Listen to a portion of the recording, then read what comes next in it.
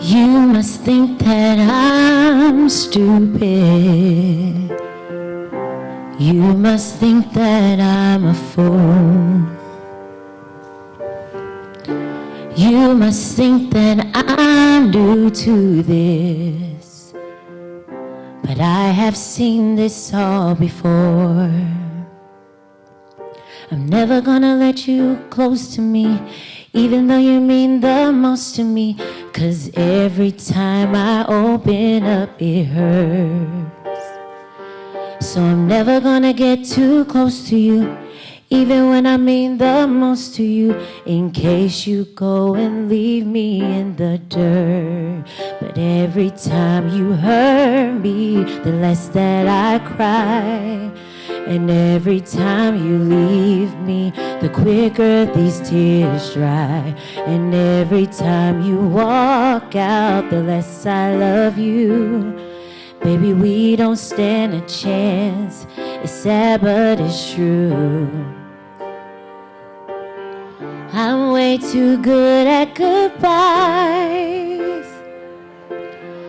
I'm way too good at goodbyes. I'm way too good at goodbyes. I'm way too good at goodbyes. I know you're thinking I'm heartless. I know you're thinking I'm cold. I'm just protecting my innocence. I'm just protecting my soul. I'm never gonna let you close to me, even though you mean the most to me, 'cause every time I open up it hurts. So I'm never gonna get too close to you, even when I mean the most to you, in case you go and leave me in the dirt. But every time you hurt me, the less that I cry. And every time you leave me, the quicker these tears dry. And every time you walk out, the less I love you. Baby, we don't stand a chance. It's sad, but it's true. I'm way too good at goodbyes. I'm way too good at goodbyes. I'm way too good at goodbyes. I'm way too good at goodbyes. I'm way too good at goodbyes. I'm way too good at goodbyes. No way that you'll see me cry. I'm way too good at goodbyes. No way that you'll see me cry. I'm way too good at goodbyes. I'm way too good at goodbyes. I'm way too good at goodbyes.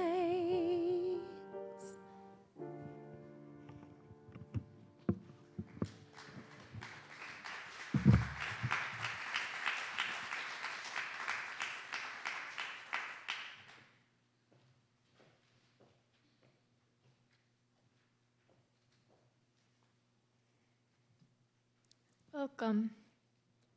Come and be still. Come and be moved. Come as you are. Come open to your own unfolding. My name is Cass, and I use they, them pronouns.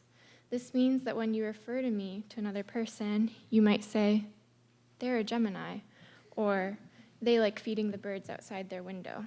If this is new to you, please feel free to practice this on your own time. I invite you here as we observe Trans Day of Remembrance. we gather here on the land of the Peoria, the Potawatomi, the Miami, and the ctschicago peoples. It's important to name this every day, and today as we remember trans people, we also must choose the impossible task of grieving all whose lives have been laid waste under the colonial gender system. We must remember and attend to, especially at a predominantly Christian institution, the ways in which gender has been made and remade in and through the practices of colonialism, colonial violence, Christianization, and the racialized violence towards indigenous bodies, on this land and on colonized land everywhere. I invite our remembering of the colonization of this and other land to be fluent in the present. That is, to be awake to the role gender continues to play as a colonizing force, to seek to understand how logics of white settler capitalism and our gender system continue to be linked and continue to structure gender and racial formations, indeed continue to imperil Earth's life-sustaining and ecologically reproductive capacities. What does it mean to be trans? It means many things to many people. For me, it means that I am neither man nor woman.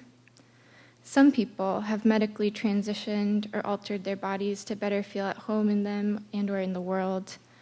I have not yet, and I might not ever, but I am still trans. For me, being trans often means needing to choose between the emotional distress of not disclosing my identity, which makes me ill, or risking being dismissed, disbelieved, insulted, or perhaps fired if I do disclose. For me, being trans is conditioned by my whiteness, my thin privilege, education, and other social positions. For me, being trans means honoring myself in all my tension, nuance, multiplicity, and in so doing, honoring all of those in this kingdom we are humbly striving to build.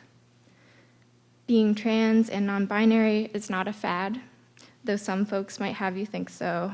No, people who've upended and subverted the gender binary have been around for as long as the gender binary has existed, which is perhaps not as long as people tend to think. Beyond my experience in this country, being trans often means an inability to access education, work, housing, or healthcare without misgendering oneself. It can mean the inability to have gender recorded correctly on medical, legal, educational, and other records. Trans might mean that hospitals, prisons, or other institutions fail to recognize gender accurately, and that's intentional.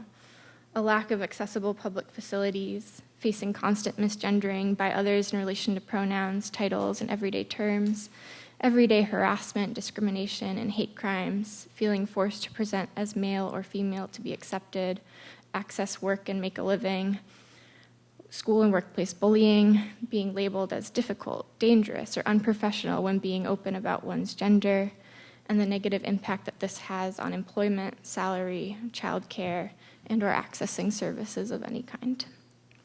Being trans means disproportionately high rates of depression, addiction, and suicide. I think about me and my trans kin, and I think about how lucky we are to be alive. We shouldn't be lucky. So, it's Trans Day of Remembrance. It's a time for vigil, to remember those murdered because of transphobia and those who die because our society tells them in ways explicit and inferred that their lives don't matter. At least 22 trans people were murdered in the US this year, the vast majority of whom were Black women. The available statistics are grim enough, but they don't account for all of them. Try to hold this with me now, attuned to the disquiet in our moment of silence.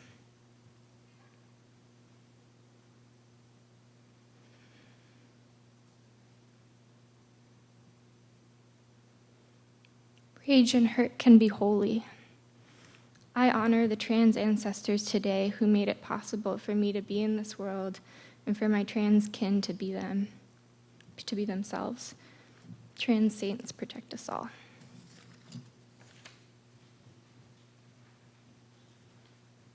We now invite you to greet one another with your name and pronouns.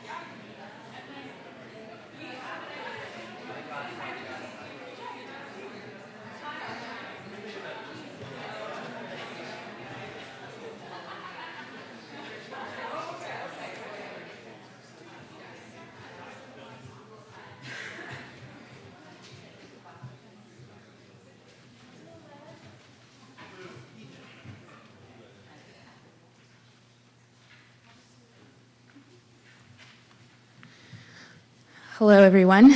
My name is Lynette Pokwa, pronouns she, her. Often in Christian tradition, we participate in this practice of confession to create a space where we recognize when we've done harm to others and even ourselves. So if you are able to rise in this moment, we will, as a community, engage in a confession of sorts, recognizing how we have harmed our trans siblings. We will read this piece as a collective on our bulletin together. Dear trans people, we confess that we have done you wrong, that we had not shown up in the ways we could have, that we have made jokes at your expense and misgendered you behind your back. We own that we benefit from our privilege our trans siblings will never see. We have relied on trans people to educate us when we say hurtful things. We have limited access to basic systems. We confess that we could do better. Let's just take a moment of silence to just hold that.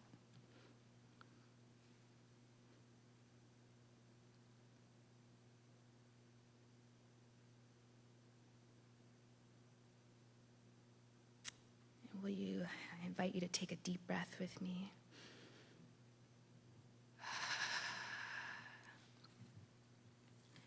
So typically during confession, there is an absolution.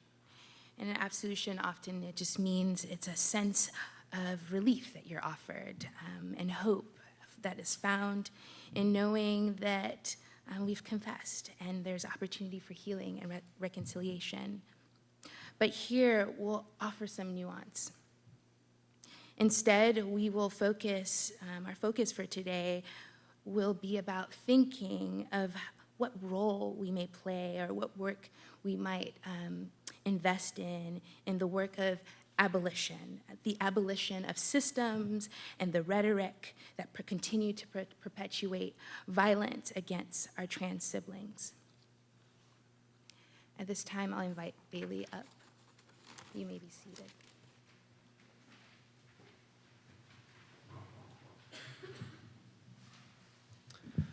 Hello there, everybody. That's all I gotta adjust it. You may previously have known me by another name, but I'm Bailey from here on out. That's what I go by. It is lovely to meet you all. Thank you. And the pronouns that I use, I go by she, he, and they. They all fit me equally. I was gonna wear black today, and I was gonna look amazing in it. I had a wonderful, wonderful black dress picked out, and I had heels to match. I had it hung up in my room. It was all ready to go. Then this morning I woke up, and I got on Facebook, as I frequently do when I'm waking up, and I just saw so many brothers and sisters and siblings just posting about today, posting about their hurt and their anger and their frustration today, not just today, but in the entire lives that they lead throughout the world. And I just couldn't bring myself to do it. I couldn't bring myself to wear black. Specifically, I couldn't bring myself to wear a dress today. I couldn't bring myself to ride an hour and a half on the public transit knowing that I may be like looked at or have something said to me or just some fucking thing. I wasn't able to wear black today. I wasn't able to expend the energy to remove the hair from my face that does not belong to me. But I'm here nonetheless with you all today. And so thank you for being here. Today is Trans Day of Remembrance, a day where we remember the violence that's been done to our trans brothers, sisters, and siblings. But like I said, I got on Facebook this morning and noticed a lot of frustration there, a lot of frustration about how Trans Day of Remembrance just turns into this endless tirade of names like we're reading the beginning of Numbers or something. And all of those names and numbers, right, they're there for a reason, but it's so easy to just gloss over them when they're just names. So today what we'd like to do, we'd like to remember trans people, not just their untimely deaths, but also remember their lives as well. We would like to remember, of course, that trans people have a 1 in 12 chance of being murdered. a 1 in 8 chance, actually, if they're not protected by their whiteness. Also, 80% of those trans people are killed before they even turn 35. And you may see some of those statistics reflected today in the lives that we talk about. What I mean specifically, all of you should have received a slip of paper when you walked in. It has the name of a trans person, their picture, perhaps their age, perhaps something about their life. We gathered what we know about their lives. And what I invite you to do right now, I invite you to turn to somebody next to you or walk across the room and find somebody, whatever you choose. And just try and not just remember the death today, but try and remember what you can about their life. Just discuss the person that you have in your hand and honor them as best you can with the person next to you.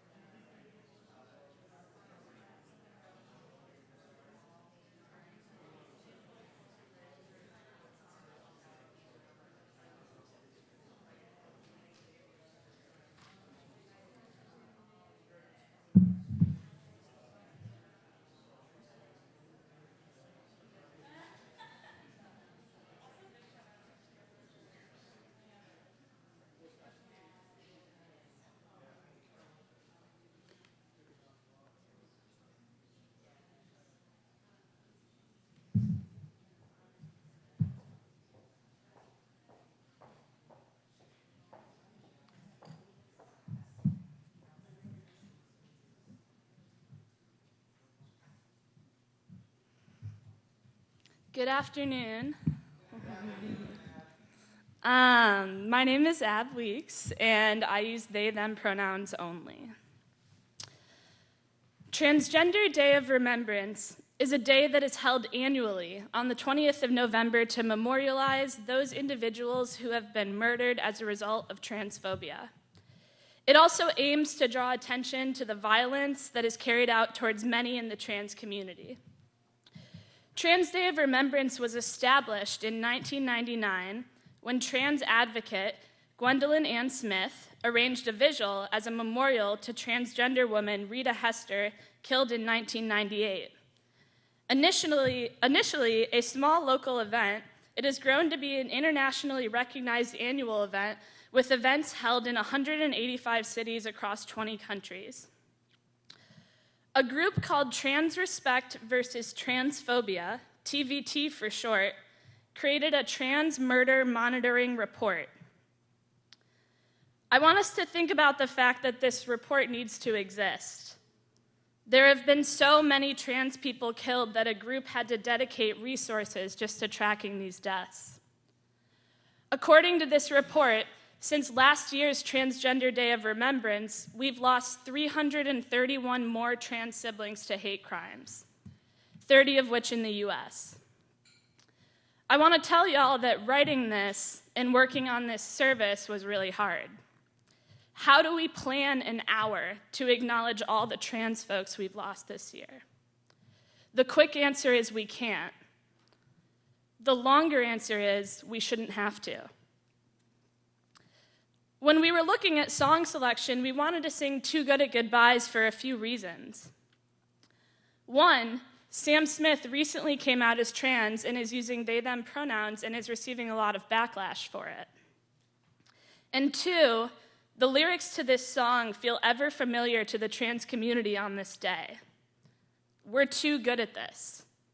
Since 2008, when TVT started tracking the murders of trans people, we've lost 3,314 trans siblings, We're too good at mourning our people, too good at correcting news headlines that dead name our friends, too good at wondering whether our comrades are safe on their way home, and too good at knowing when we can and cannot correct people on our identities without fear of our safety, and too good at saying goodbye to the people that never deserved this fate in the first place. A lot of times when we talk about Transgender Day of Remembrance, we talk about folks killed due to hate crimes, and we view those people as martyrs. I think this is meaningful, but I also think we forget about all the systemic violence that kills trans people. Trans Day of Remembrance is about those people too. Because I don't have the ability to share with you everyone we've lost this year, I want to tell you about someone I lost. I've decided not to share her name because I've been wrestling with what that means when I can no longer ask her permission.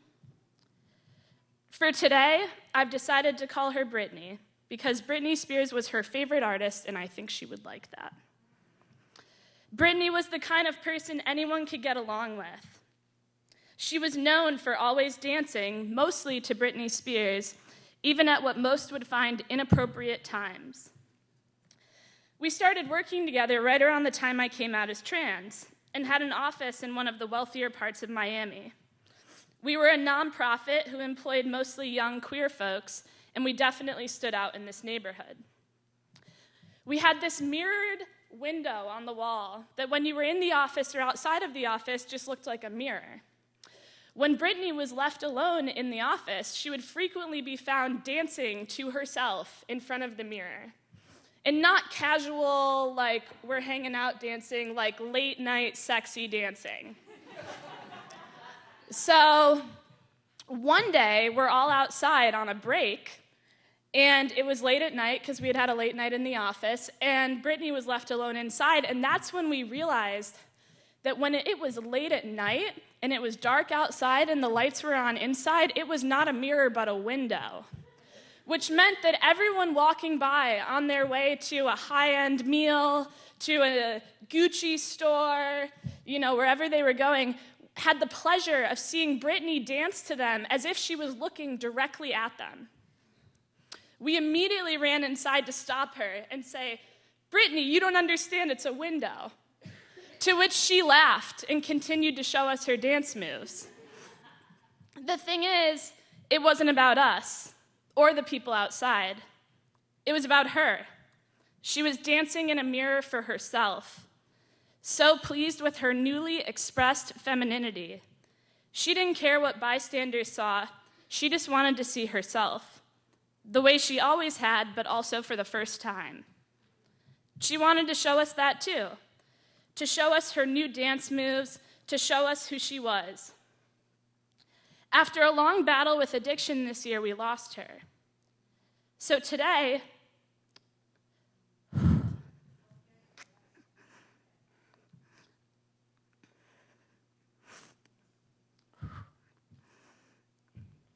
I want to remember people like her.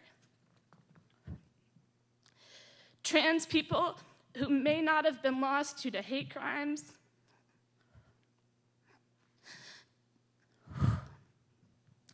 but face systemic violence. See, when I first hired Britney, she was leaving work in the informal economy as a late-night dancer to do so. Before working with us, the only way she could afford her hormones was by working in the informal economy due to cost, lack of insurance, and employment options for trans women. The U.S. Transgender Survey report states that 1 in 4 respondents experienced a problem in the past year with their insurance related to being trans, such as being denied coverage for care related to gender transition or being denied coverage for routine care because they were trans. More than half of those who sought coverage for transition-related surgery in the past year were denied. And 25% of those who sought coverage for hormones in the past year were denied. This is systemic violence. The fact that insurance won't cover folks and trans women are being denied jobs is systemic violence. We have a group chat with some coworkers from that office. A few of us used to run the office together, and the chat just stayed in existence. However, now it's turned into a bit of a memorial because the only time that chat goes off nowadays is to inform us that someone else has passed. Brittany being the most recent, but not the first. We'll quickly divide up who calls which staff based on who we're still in touch with, send love, share memories of the person who passed. Then it goes silent for another year. This might sound cavalier, but to be honest, we knew the statistics. We all met working on LGBT rights when we were around 18 to 22. About half of us from that office are trans. We knew that the average lifespan of a trans woman is 30 to 35. We knew that our friends and comrades would continue to face employment discrimination because in Florida and over half the country, it's legal to fire someone from their jobs for being trans. I went back to look at that chat when reading this, to look at the memories we shared, but also rereading some of the numbness every time we sent each other the funeral details. One text from a friend about Brittany stood out to me, though. It read, "The last time I saw her, we were dancing together. She was so happy." Some years, I really appreciate this day. Some years, it makes me really angry that it has to exist. This year, I'm feeling both. I'm appreciative that this is a day we can honor in chapel, surrounded by classmates, comrades, friends, and family. I'm appreciative that on this day, myself, a trans person, can share this with all of you. But I'm angry. I'm angry that trans people are dying at such high rates that we have to dedicate a day just to bring attention to something we've all been familiar with for so long. I'm angry that for a lot of cisgender folks, this is the only day they'll truly care about their trans friends' safety. I'm angry that for a lot of trans people who have passed, this might be one of the rare times we're actually saying their names, their real chosen names. When we name folks killed due to systemic violence, like battles with depression or addiction, we talk about them as if they were in a bad place in their final years. And when we say this, we're picturing that bad place as internal, something deep down they're struggling with that made this happen. But for a second, I want to challenge us to think about what it would mean if that bad place was external. What if that bad place was something created by cis people who actively participate in some of these systems of oppression? What if that bad place was created by people who refused to acknowledge your gender or learn your pronouns because it felt too hard? What if that bad place was created by the guy who makes a joke about a woman having a penis and everyone else in the room who laughs along? What if that bad place was created by gender reveal parties that are way too focused on their future kids' genitals and stereotypes based on that than who they are? What if that bad place was created by medical providers who ignore your gender identity or discriminate against you because of it? What if that bad place was created by oppressive governing systems that actively exclude trans people and a current president who's trying to exclude us more? In a city where our consent decree literally comments on the mistreatment of trans individuals by police, and reports say that 30% of trans women have been incarcerated, what if that bad place was created by a lesbian Chicago mayor who wants to focus on increasing policing rather than reopening the mental health clinics that could be saving lives? What if that bad place was created by the church and religious institutions? Where that same report said 19% of trans folks left their religious institutions due to being unwelcomed. I want to go back to that. What if that bad place was created by the church? What would that mean for us? This means that anti-transgender religious rhetoric is literally responsible for lives. It means that when we refuse to take a stance as either individual churches or denominations as welcoming to trans people, then what we're saying is we're not. Or that we are not brave enough to stand beside you as your identities are being attacked. The faith community created a lot of these systems using religion as a reason to push people out. So it is our responsibility to undo the structures in which we have used to hold ourselves up. I do think that there's hope and that this man-made bad place can be undone. The fact that myself and other trans CTS students are even able to study in seminary means things are being undone. The fact that we can lead y'all in worship on a day that goes unrecognized by so many churches means that things are being undone. But in order to tear down some of these concrete institutions, it takes a lot of work, and folks who are willing to put in that work. So my question for you is, are you willing to put in the work? Are you willing to put in the work not just today on Trans Day of Remembrance, but every single day until the systems created to oppress your trans comrades are gone? We're going to come back to that at the end of the service. I want you to think about, do you want to be an ally or an accomplice? I'm still wrestling with what I think about the afterlife. But one thing I know I fear when people in my life pass is that others will never get to meet them. They will never get to experience them. The only temporary solution I've found to that is sharing memories. So for folks alive, we can start to picture what it would have been like to meet them. That's why this Day of Remembrance is so important. Because we lose folks in our community so often, sometimes we forget to just remember them. I can't tell you where Brittany is, but I can start to tell you a little about who she was. And if she was here today, she'd be dancing.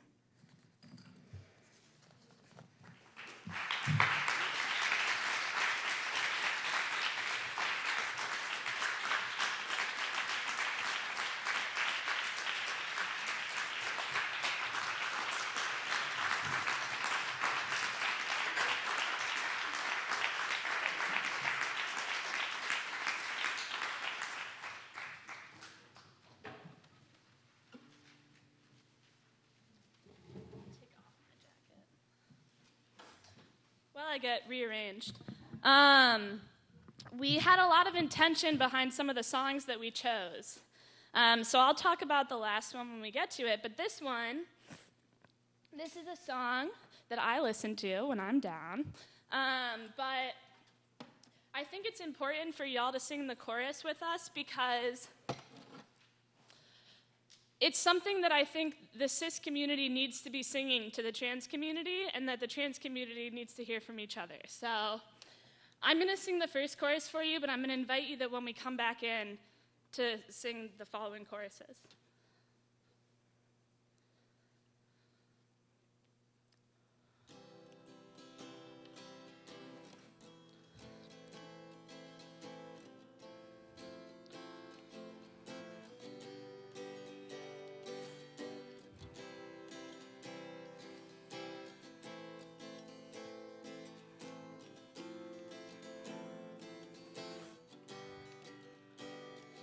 If you fall asleep down by the water, baby, I'll carry you all the way home.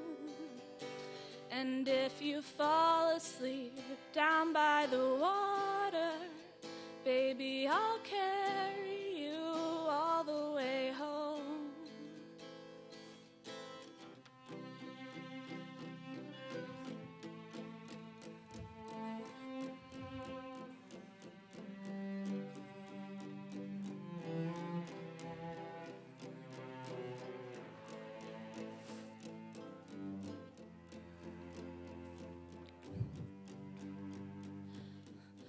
Everybody's gotta love someone, and I just wanna love you, dear.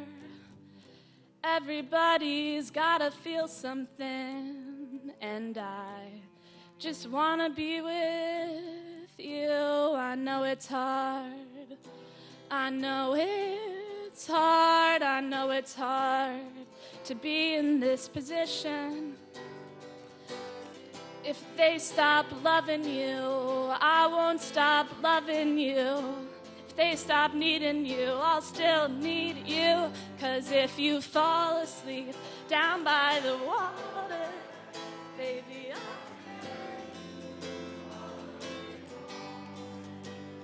if you fall asleep down by the water, baby, I'll carry you all the way home.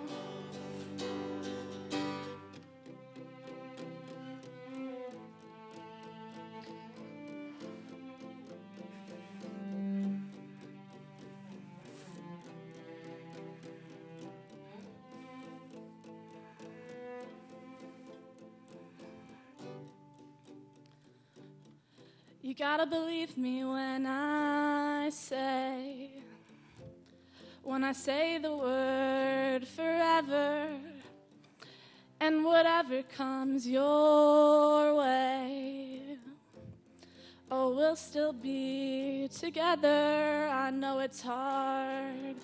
I know it's hard. I know it's hard to be in this position. If they stop loving you, I won't stop loving you.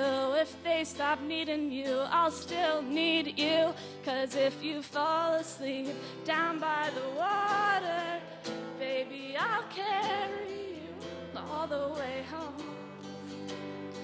If you fall asleep down by the water,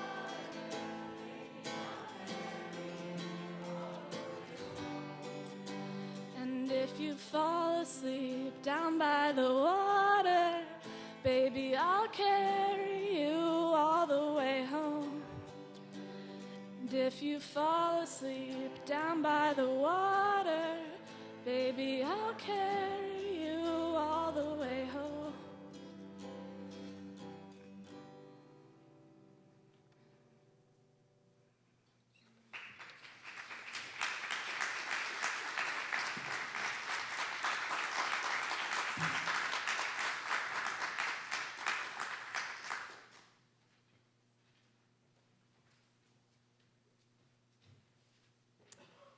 Good afternoon. I'm Annabeth.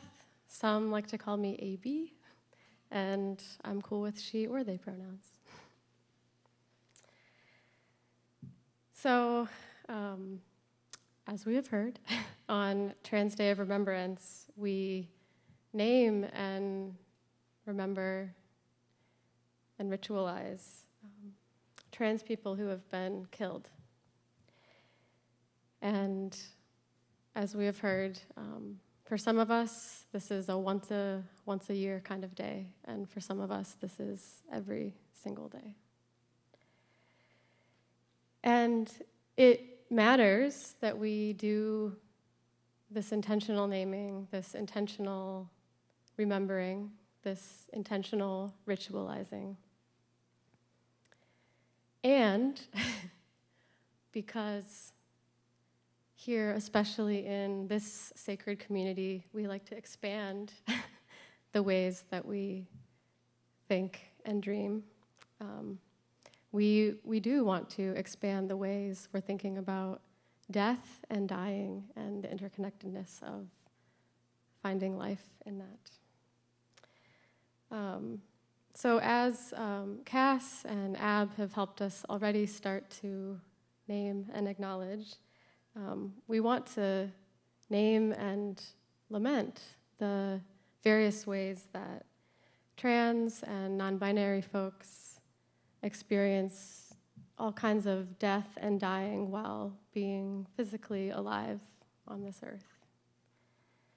And so we ask together, what are the systems that produce, what are the ways, what are the structures that produce kinds of death and dying for trans and non-binary people?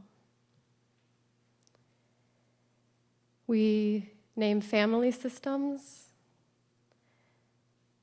ways of being excluded from families of origin, from normative ways of being in community and being in meaningful relationship. We know this can lead to isolation and loss, and this can often be connected to systems of housing. Literally, sometimes not having a place to live as a trans person, or facing kinds of discrimination within the systems of finding housing. Very connected to that are all of our kinds of economic systems.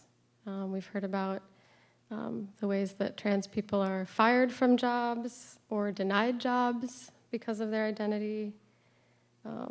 The ways that trans folks are forced out of kind of the formalized economies and then subsequently criminalized for works of survival.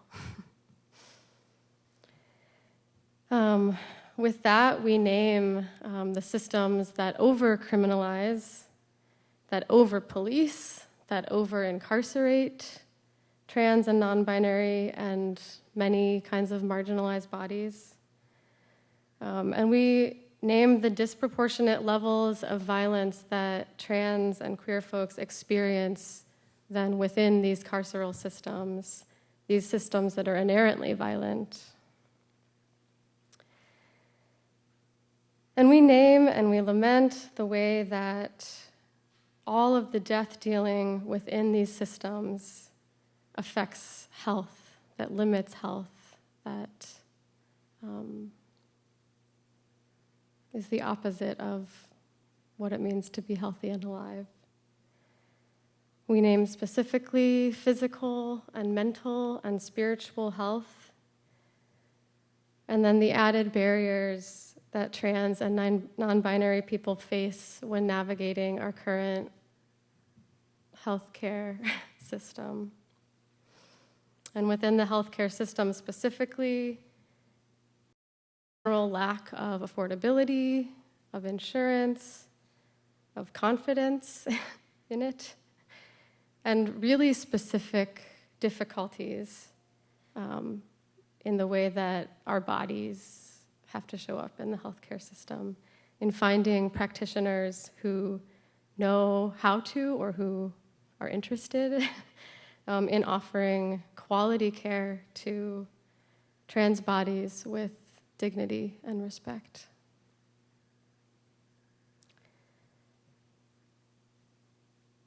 Are there other systems that we want to specifically lift up as places of death and dying for trans people?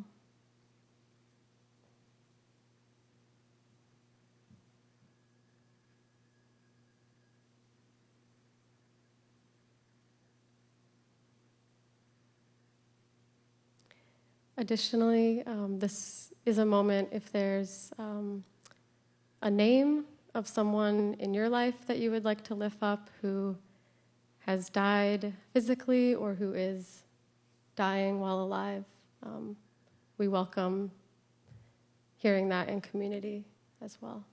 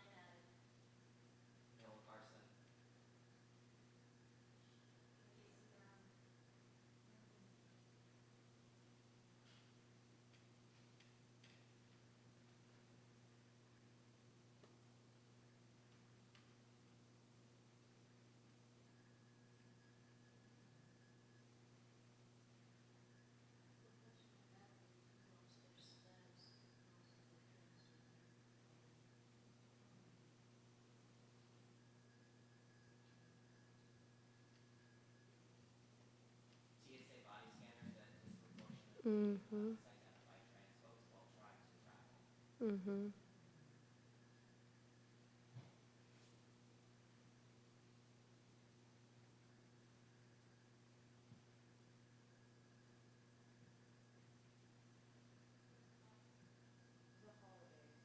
Mm.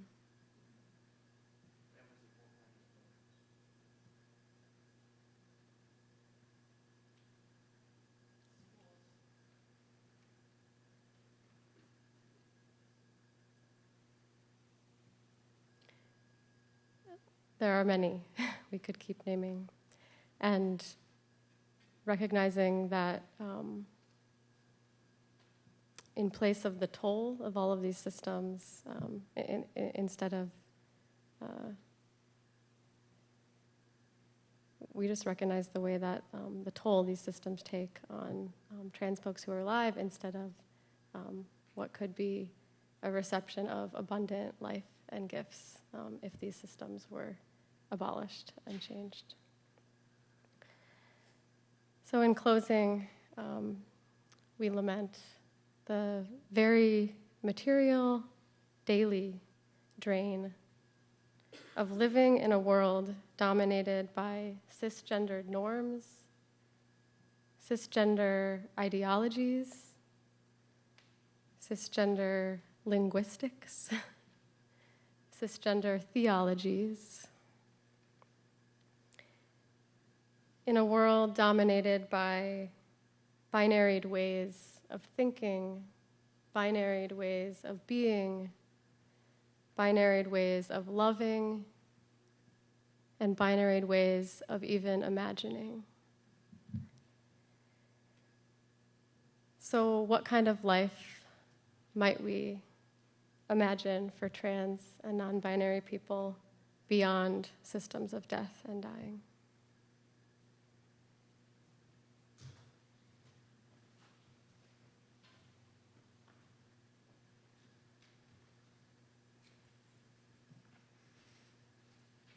When I wonder about the sacred and the divine and the what-ifs of God, when I have a God, they are trans and plural and genderful.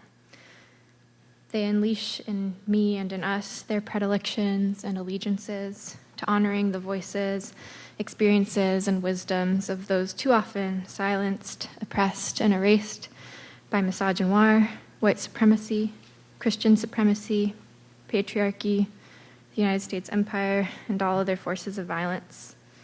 In short, they are a life-giving spirit of liberation and love. So what can we all do? What can you all do to practice this life-giving spirit? What can you do to give trans folks life? We collected some data. Here are a collection of suggestions from trans folks within our networks. Avoid gender binaries. Acknowledge that gender can be fluid and multiplicitous. Use gender-full language in general and in worship. When you're a song leader, divide parts by high and low voices rather than by men and women. Imagine a divine who transitions, who is beyond gender, who is many. Preserve and increase safe, affordable housing in your neighborhood. Join campaigns to defund prisons. Don't ask our birth names, but honor the names we choose as ours, as us. Give money and resources to address the many barriers trans people face. Correct people who get our names and pronouns wrong when we're not there. If you struggle with our pronouns, please take time to practice, and please do not tell us how hard it is for you. You are telling us we're a burden. Don't just care about us on Trans Day of Remembrance. Hire trans people to do a workshop for your workplace, place of worship, family, book club, whomever. Stop using those bathroom signs with the triangle or no triangle. I'm neither. You can just put a toilet or bathroom. If we say we are non-binary, please see us as non-binary. Do not merely see us as a girl or a boy who's fussy about pronouns. See us. Put your pronouns in your email signature, on your business cards, on name tags, on your locker, on your fridge. Introduce yourself with your names and pronouns. Just like we don't know someone's name until they tell us, we also don't know their pronouns. Normalize this. Notice how banks and bullshit platforms make us dead name ourselves, even though James can be Jimmy and Jimbo everywhere, pas de problème. Religious spaces are notorious for binary gender language, like brothers and sisters. Try saying siblings, or brothers, sisters, and siblings. Most cis people won't pick up on it, but it'll make gender nonconforming people way more comfortable and seen. Educate yourselves. Read books and articles and consume art by trans people while holding on to the fact that no one trans person speaks for all trans people. Understand that when you misgender someone or otherwise dismiss their gender, you are actively contributing to a culture in which their lives don't matter, a culture which produces disproportionate rates of depression, suicide, addiction, and stigma. And to close, one more thing you can do to give trans people life is to stop killing us.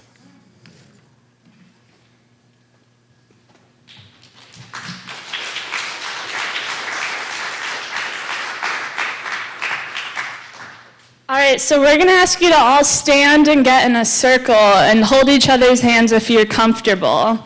The song we're about to sing, you can move while I talk, I don't care. So the song we're about to sing is Will I? So if anyone's seen Rent, which I hope you have, you'll recognize this song.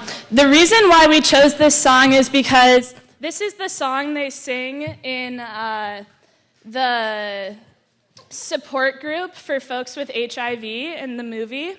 And we think it's important to acknowledge that trans women actually are 5 times more likely to get HIV. So we're going to sing this song. Cass is going to give you the melody. Then we're going to ask that everyone sings. You might hear some other folks singing on different tempos or beats. Let that happen. It's on purpose. All right, give me a sec.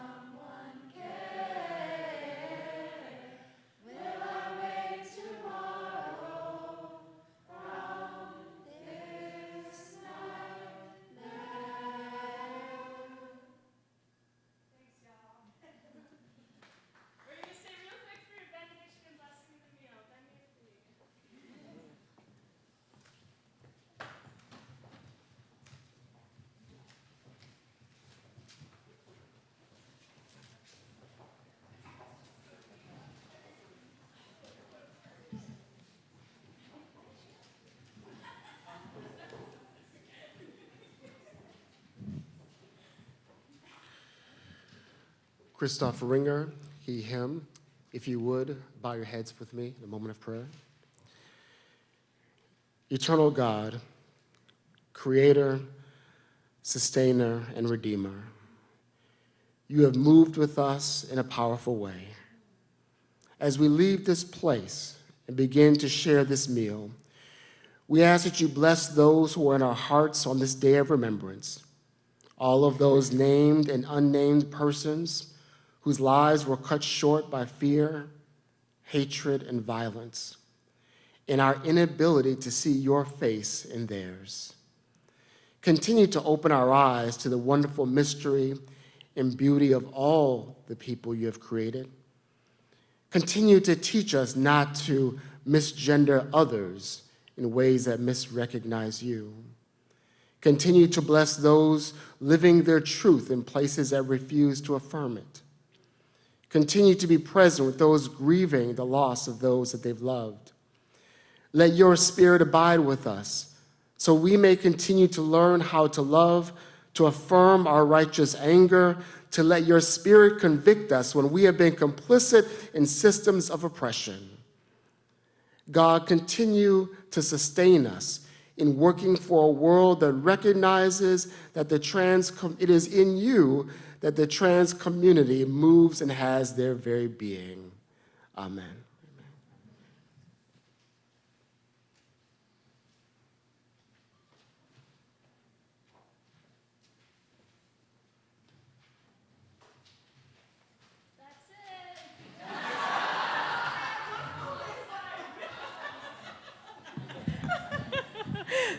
Thank you all. This is just a time for any announcements that you may have. So if you have some announcements, please come up quickly and make those. Otherwise, we have 2 chapel services